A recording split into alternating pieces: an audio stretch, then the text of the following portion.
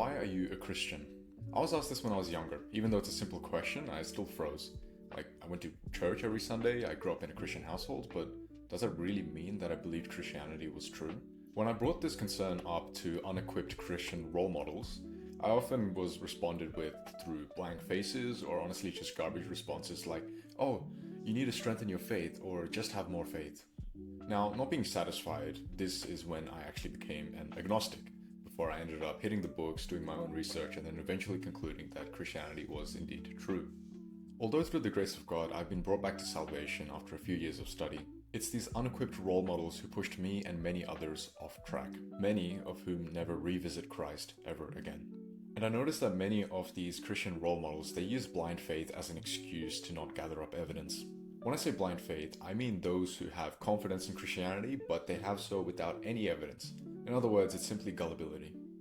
The main reason I have a problem with this is because it's not gullibility that brought the first 12 disciples to now over 2.6 billion that we have today.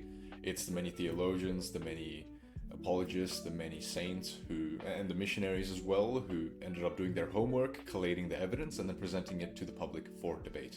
It was only in the last 30 years or so that Christians started to interpret faith as gullibility. And this has been a huge problem because now they're ignoring evidence, and this has become a huge problem in the church, almost like a poison, you could say. In fact, this is actually a direct disobedience of the word of God.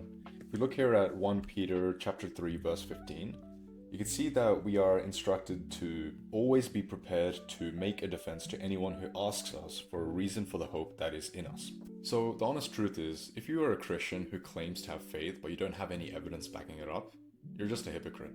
Either hit the books or don't claim you have faith, because it's your gullibility that is misleading the next generation out of the church.